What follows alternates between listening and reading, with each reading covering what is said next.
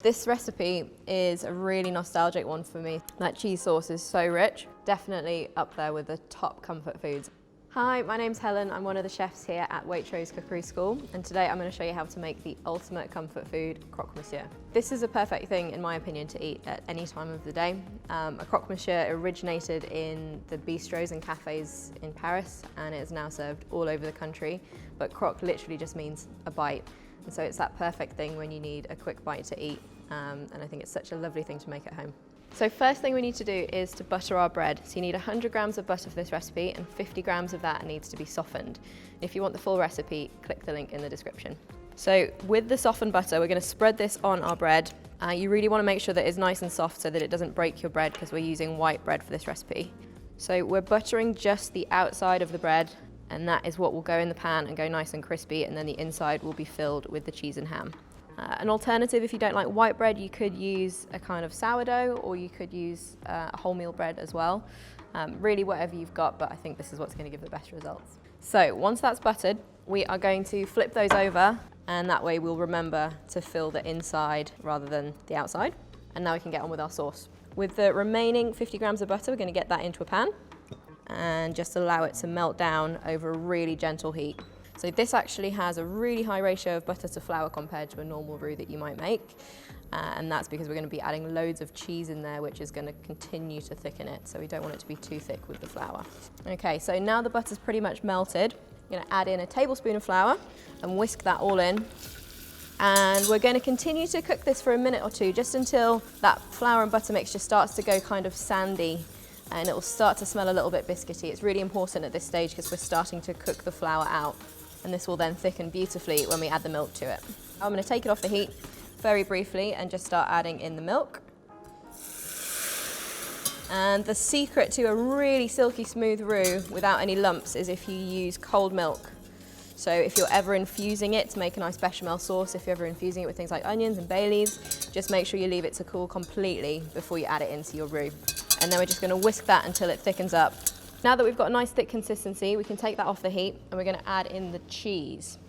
We've got 100 grams of Gruyère here, so we're not being shy with the cheese today. This is very important. If you don't want something as strongly flavoured as a Gruyère, you could use an Emmental instead. That's going to give you a similar kind of cheesy meltiness. So you want to whisk that in, and it might be that it doesn't melt through straight away. And if that's the case, it's fine to just pop it back on the hob for just a couple of moments, just to help that cheese to melt into the sauce. So this mixture is really far superior to just putting cheese in your sandwich and allowing that to melt, because it's going to bring a nice, smooth, kind of tangy richness to it. Next thing we're going to add in here is going to be an egg yolk. So that can go in now. There we go. And give that a good whisk through.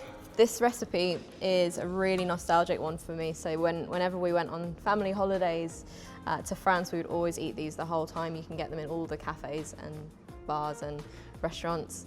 So final thing to go in that sauce is some lovely French Dijon mustard. We want about 2 teaspoons of this, and it's going to bring a little bit of heat and also some nice tanginess to kind of offset the richness of all of the cheese. So just going to whisk that through really quickly, and you should have a really beautiful, thick, cheesy sauce. So now that the sauce is made, I'm going to get any excess off the whisk, and then we can spoon this onto our bread. So we'll do a good couple of generous spoonfuls on each slice of bread, and then we can just spread it out. You might find that with this recipe you're left with a little bit of extra sauce. It might be enough if you're very careful to make a third Croque Monsieur. One of my favourite things to use this for is to actually spread it on a cheese scone and put it under the grill until it goes nice and bubbly. You can even put some grated cheese on the top, but it's basically like a really extravagant Welsh rarebit. And then we're going to layer up our ham on top of the sauce. So we're using torchon ham today. So torchon is the French word for a tea towel. And this basically is a product that is wrapped in cloth while it's being boiled, so it keeps it really succulent and juicy as it cooks. If you can't find this particular kind of ham, you can use whichever ham you've got in your fridge. It'll be absolutely fine. This is definitely the most juicy option. And you're just going to do 2 generous slices in each sandwich. I like to just kind of fold them over at the edges, and then it evens it out on either side. And then we top them with the other piece of bread, butter facing up, and they are ready to go into the pan. So now it's time to cook. You want to make sure that you've got a pan that's been nicely preheated. You want it over a kind of moderate heat. And we're just going to cook this for about 2 to 3 minutes on the first side, and then we'll flip it over and cook it on the other side. So have a little peep at this stage. See what it's looking like underneath. You just want kind of light golden brown. You don't want it to be too toasty. So once you're there, you can carefully flip it over. So I just like to shimmy it to one side of the pan and then let it flip. And then you should have nice crispy outer layer of bread, but the inside should be really soft. You just get that nice bit of crunch.